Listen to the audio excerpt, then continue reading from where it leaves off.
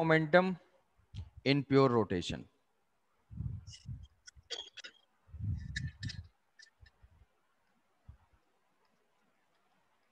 Angular momentum in pure rotation.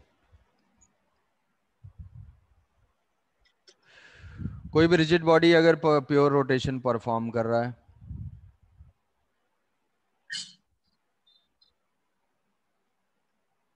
Omega से rotate कर रहा है, तो इस रिजिड बॉडी का एंगुलर मोमेंटम कैसे लिखेंगे? कहोगे इससे पहले क्या लिख रहे थे सर? इससे पहले तो पार्टिकल का लिख रहे थे हम लोग कि कोई पार्टिकल है, पार्टिकल अगर m मास का है, v स्पीड से जा रहा है, तो r क्रॉस mv कर दिया, वही हो गया लीनियर मोमेंटम। अब अगर रिजिड बॉडी है, रिजिड बॉडी क्या है? रिजिड बॉडी एक कलेक्शन ऑफ पार्टिकल है, बहुत सारे पार्टिकल हैं, तो सारे पार्टिकल्स का एंगुलर मोमेंटम लिख के हम लोग ऐड कर देंगे, यही करना है।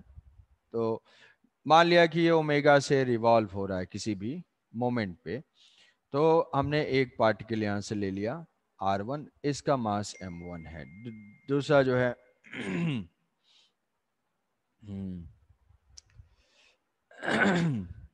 दूसरा है, ये है m2, r1 r2, ये है m2। तो ये मल्टीपल जो है पार्टिकल्स हैं, सबके सभी क्या कर रहे हैं? सर्कुलर पाथ पे जा रहे हैं। रोटेशनल की खास बात यही होती है कि angular speed, angular velocity, angular acceleration, सारे एंगुलर क्वांटिटीज सेम होती हैं और लीनियर क्वांटिटीज डिफरेंट होती हैं। तो हाई स्पीड वाले पार्टिकल्स कहाँ पे होंगे? जो एकदम आउटर मोस्ट पे होंगे, उनकी स्पीड सबसे ज्यादा होगी, omega into R, V is equal to yes omega sir. Into R. इनकी स्पीड ज्यादा होगी, स्पीड ज्यादा होगी तो लीनियर मोमेंटम ज्यादा होगा, लीनियर मोमेंटम ज्यादा होगा तो एंगुलर मोमेंटम भी ज्यादा होगा। कैसे? ये जो है, ये आर रेडियस पे रिवॉल्व कर रहा है, आर रेडियस पे कोई पार्टिकल है, इसकी स्पीड है v, v is equal to omega into R, इसका मास है m। हमें करना क्या है? इस पार्टिकल का जो एंगुलर मोमेंटम होगा वो r क्रॉस p होगा, r cross p, p is equal to m into V, और r है ये सर्कुलर पाथ पे जा रहा है। क्या यहाँ पे r और वेलोसिटी दोनों परपेंडिकुलर हैं? हाँ, तो यहाँ पे हम लिख सकते हैं yes sir. R P sine 90 degree, R P sine 90 degree. तो डायरेक्टली जो है, हम अगर ऐसे ही सारे पार्टिकल का, तो ये हो जाएगा r and m v, v को हो जाएगा m ओमेगा r, ऐसा लिख सकते हैं। तो यहाँ पे हम वही चीज लिखना स्टार्ट करते हैं कि net angular momentum is equal to L1 plus L2 plus L3 plus Ln, n particles हैं। एक पार्टिकल का अगर हम लिखते हैं मास है m1, वेलोसिटी है ओमेगा इंटू r1, और डिस्टेंस है r क्रॉस p है, तो ये हो जाएगा r1 प्लस ये हो जाएगा m2 omega r2 into r2 up to mn omega rn into rn। तो यहाँ से जो है ये देखेंगे कि ओमेगा तो सेम है, ओमेगा सेम है, तो ये टर्म हो जाएगा m1 omega r1 square plus m2 omega r2 square plus mn omega rn square. Omega जो है वो कॉमन होगा, यहाँ से ओमेगा कॉमन हो जाएगा, ओमेगा कॉमन ले लिया तो ये हो जाएगा m1 r1 square plus m2 r2 square mn rn square.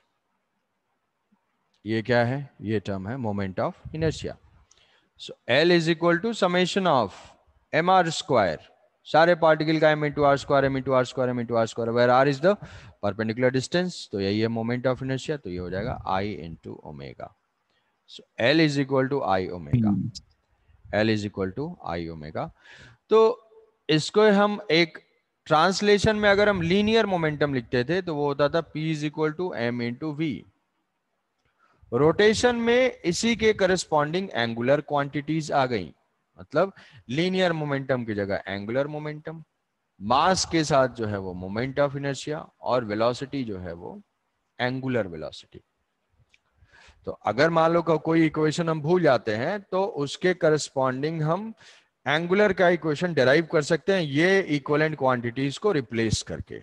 इस सिंगुलर इक्विवेलेंट क्वांटिटीज को रिप्लेस करके। जैसे काइनेटिक एनर्जी में बताया था, ट्रांसलेशन में होती है हाफ mv स्क्वायर, तो अब रोटेशन में क्या होगी, m की जगह पे मोमेंट ऑफ इनर्शिया आता है हर जगह पे, तो हाफ i वेलोसिटी की जगह पे एंगुलर वेलोसिटी आ जाएगी, ये हो जाएगा L equal to I omega. ये एंगुलर मोमेंटम हुआ किसके लिए, रिजिड बॉडी के लिए। इसकी डायरेक्शन किधर है, इसकी डायरेक्शन ये तो जिधर ओमेगा की डायरेक्शन है, ओमेगा की डायरेक्शन किधर होती है, ओमेगा की डायरेक्शन एक्सिस के लॉन्ग होती है। कैसे फाइंड करते हैं, राइट हैंड रूल से, कि जिस सेंस में रोटेशन होगा उस सेंस में हम फिंगर को कर्ल करेंगे, तो thumb will point in the direction of omega और एल। तो यहाँ पे अगर मान लो हम यहाँ से ये डायरेक्शन ओमेगा की मानते हैं कि ये जो पार्ट है यहाँ से इनवर्ड जा रहा है, तो ये हो जाएगा ओमेगा वेक्टर, और ऐसे ही क्या होगा एल वेक्टर, एल वेक्टर और ओमेगा वेक्टर। तो ये सारे जो क्वांटिटीज हैं, सारे जो एंगुलर क्वांटिटीज हैं, all angular quantities are axial vector, चाहे वो टॉर्क हो, एंगुलर मोमेंटम हो, ओमेगा हो, अल्फा हो। एक्सियल वेक्टर मतलब है ये एक्सिस के अलोंग डायरेक्टेड होते क्या? हैं, जिस एक्सिस के yes along sir. Torque directed होगा उस एक्सिस के अबाउट रोटेशन होगा, ठीक है। लीनियर से कंफ्यूज नहीं करना है, लीनियर में क्या होता है, जिधर फोर्स एक्ट करेगा ऑब्जेक्ट उस डायरेक्शन में जाएगा। इधर टॉर्क जिधर है उधर रोटेशन नहीं, टॉर्क एक्सिस के लॉन्ग होगा, तो जो टॉर्क की डायरेक्शन होगी उस एक्सिस को हम होल्ड करके थंब को टॉर्क के डायरेक्शन में प्लेस करेंगे, तो जिधर फिंगर कर्ल होगा उस सेंस में रोटेशन होगा।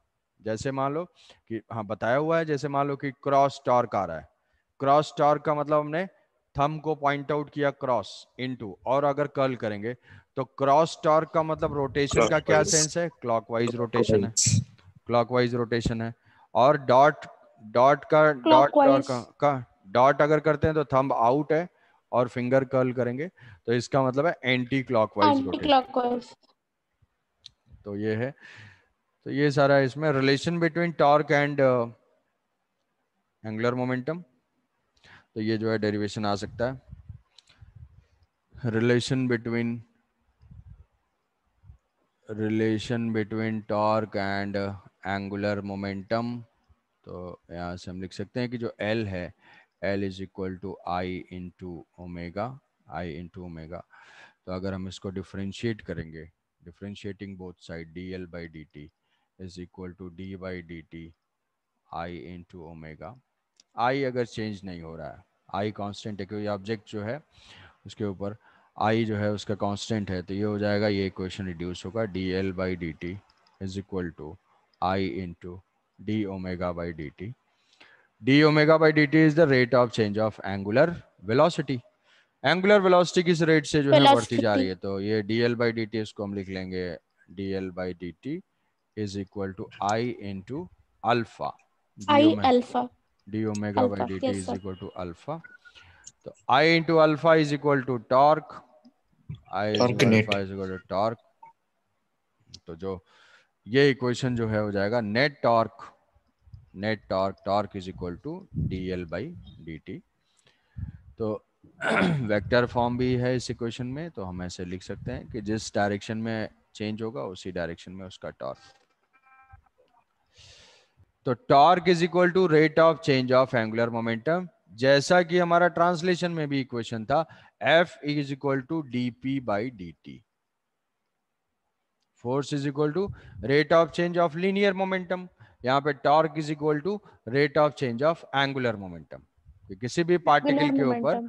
कि अगर उसका एंगुलर मोमेंटम चेंज होता है, सपोज कोई पार्टिकल है वो ओमेगा से रोटेट कर रहा है और उसका ओमेगा बढ़ता जा रहा है, मान लो फैन है, फैन का ओमेगा टाइम के साथ बढ़ता जा रहा है, इसका मतलब क्या है, उसके ऊपर टॉर्क एक्ट कर रहा है, टॉर्क एक्ट करने से उसका एंगुलर मोमेंटम चेंज होगा।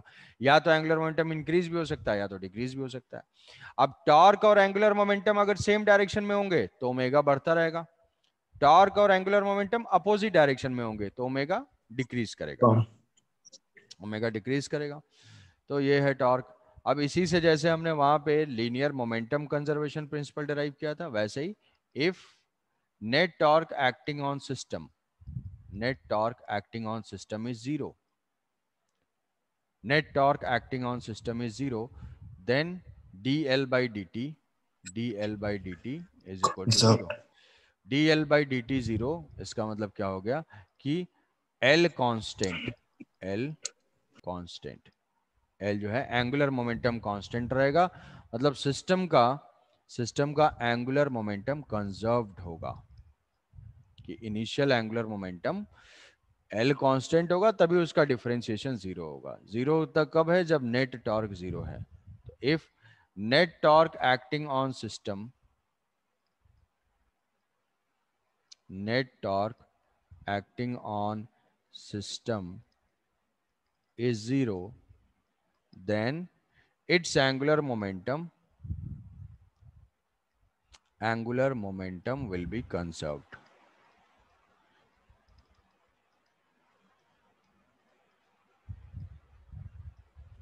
Its angular momentum will be conserved. This principle is called conservation of angular momentum. Direction और मैग्नीट्यूड दोनों कंजर्व होगा।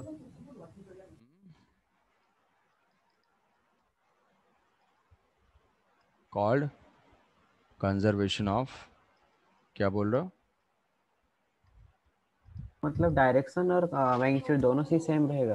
Angular momentum, Angular momentum, COAM. If the net torque acting on any system is zero, then its angular momentum will remain conserved. Its angular momentum will be conserved. It is called conservation of angular momentum. So what is conservation of angular momentum? If net torque acting on system is zero, then its angular momentum will remain conserved. और condition फिर ये equations लिख दोगे तो ये चीज हो जाएगी। तो angular momentum conservation if system के ऊपर टॉर्क जीरो है। सिस्टम के ऊपर टॉर्क जीरो होना सिर्फ यही कंडीशन है। किसी एक पार्टिकल के ऊपर हो सकता है, बट अगर हम मान लो कि कुछ ऐसा सिस्टम लेते हैं जिसमें कि बिना किसी एक्सटर्नल टॉर्क के कुछ चेंज हो रहा है, जैसे मान लो फॉर एग्जांपल एक बहुत ही कॉमन सा एग्जांपल या कॉमन सा क्वेश्चन होता है कि सपोज करो कि अर्थ अपने एक्सिस के अबाउट रोटेट कर रही है। अर्थ अपने एक्सिस के अबाउट रोटेशन है अर्थ का, और बाई सम मैकेनिज्म, किसी भी मैकेनिज्म से किसी तरीके से अर्थ श्रिंक हो जाती है, अर्थ जो है श्रिंक होती है, तो ड्यूरेशन ऑफ डे और नाइट के ऊपर क्या इफेक्ट होगा? इंक्रीज होगा या डिक्रीज होगा? कि अर्थ है, अर्थ को हम मान सकते हैं कि सॉलिड स्फीयर की तरह से है। Solid sphere small M and R है, सर डिक्रीज होगा। और ये जो है रोटेट कर रहा है। तो अब यहाँ पे अर्थ का रोटेशन है, और suddenly due to internal force, किसी भी मान लो सडनली ग्रेविटेशनल फोर्स बढ़ गया या कुछ हो गया, इंटरनल फोर्सेस की वजह से अगर वो श्रिंक होती है, तो श्रिंक होने से अभी ये रोटेट कर रहा है, तो रोटेशन की वजह से क्या है? अगर इंटरनल फोर्सेस की वजह से, हमने कोई एक्सटर्नल फोर्स नहीं अप्लाई किया, अगर वो श्रिंक होती है तो इसके ऊपर टॉर्क एक्सटर्नल जीरो है। जब टॉर्क एक्सटर्नल जीरो है तो इसका जो एंगुलर मोमेंटम होगा वो कंजर्व्ड होगा। Initial angular momentum is equal to final angular momentum, मतलब I1 omega 1 is equal to I2 omega 2। अब यहां से जो अर्थ का मोमेंट ऑफ इनर्शिया हम सॉलिड स्फीयर से इक्वेट कर सकते हैं। सॉलिड स्फीयर हो जाएगा 2/3, 2/5 mr²। रेडियस अगर डिक्रीज करता है, r decreases, then moment of inertia decreases. So, from conservation of angular momentum, from conservation of angular momentum, if I1 decreases, ध्यान से देखो, I2 is less than I1, तो ये क्या होगा? Omega 2 is more than omega 1। Omega ज्यादा होगा। तो जब फास्टर रेट से रिवॉल्व करेगा तो ड्यूरेशन ऑफ डे और नाइट क्या होगा? डिक्रीज होगा, इंक्रीज डिक्रीज करेगा, ड्यूरेशन डिक्रीज करेगा। ड्यूरेशन ऑफ डे और night will decrease, duration of day or night will decrease। Same question जो है आगे अलग अलग चैप्टर्स में भी हो सकते हैं। जैसे मान लो कि हम आगे थर्मल एक्सपेंशन पढ़ेंगे। थर्मल एक्सपेंशन में मान लो ऐसा दिया हुआ है कि कोई डिस्क है और वो किसी एंगुलर वेलोसिटी से रिवॉल्व कर रही है, कोई डिस्क है, ये एंगुलर वेलोसिटी से रिवॉल्व कर रही है, किसी ओमेगा से रिवॉल्व कर रही है। अब दिया हुआ है कि इसको हमने हीट कर दिया, इसको मेटेलिक डिस्क है, मेटेलिक डिस्क को हीट कर दिया, तो हीट करने से कोई भी सब्सटेंस एक्सपैंड करता है। अगर किसी भी ऑब्जेक्ट को, उसका क्या मैकेनिज्म है, कैसे है, तो वो वहां पे होगा, वहां पे थर्मल एक्सपेंशन में हम देखेंगे। बट जनरल क्या है कि